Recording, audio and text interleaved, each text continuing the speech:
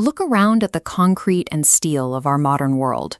We build towering cities, connect continents with fiber optics, and assume our dominance on Earth is the natural endpoint of evolution. But the mammals that built all of this needed a very specific sequence of events to clear their path. 66 million years ago, the Mesozoic era came to an abrupt, violent halt. A massive asteroid, roughly 6 miles wide, slammed into the shallow waters near modern-day Mexico. The impact released energy equivalent to billions of nuclear weapons. Global wildfires ignited immediately. Thick dust choked the atmosphere, blocking the sun, killing off plant life, and causing the entire global food chain to collapse in a matter of months. Now, consider a slight orbital deviation. Suppose the massive gravitational pull of Jupiter tugs that asteroid a fraction of a degree off its trajectory, causing it to bypass Earth entirely. Because the rock misses, the fires never start, and the sun never goes out. The biological reset button is ignored. And because the existing apex predators never die off, the small mammals living in their shadows remain trapped at the bottom of the food chain. 1 million years after the near miss, life continues on a warm, humid Earth. Giant reptilian lineages adapt to the shifting climate and push forward. Instead of existing as fossils buried in rock, predators like the Tyrannosaurus rex remain living, breathing apex hunters patrolling North America. This creates a phenomenon known as biological suppression. In any ecosystem, large animals require massive amounts of calories.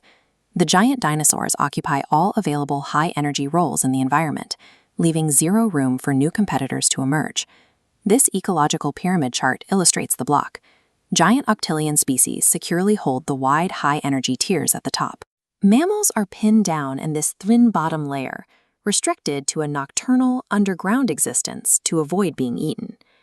Mammals cannot slowly evolve their way out of this trap. To grow larger and hunt during the day, they need the upper tiers of the ecosystem to be completely vacant. As long as the dinosaurs hold those positions, an ecological ceiling remains locked in place. The conditions required for human evolution mathematically do not exist. Fast forward several million more years. The predator-prey arms race escalates. Carnivores become faster, herbivores grow thicker armor, and survival relies on social coordination. This scatter plot maps body mass against brain capacity. Notice the Truantids rising above the standard reptilian trendline. As millions of years advance, these points migrate into a complex problem-solving zone. Natural selection rewards their pack-hunting tactics with even larger brains. Given enough time, these traits could synthesize into a bipedal descendant capable of grasping objects, crafting primitive tools, and forming complex societal structures.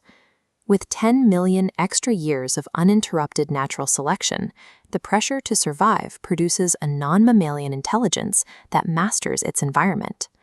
Look at Earth 10 million years past the asteroid's miss.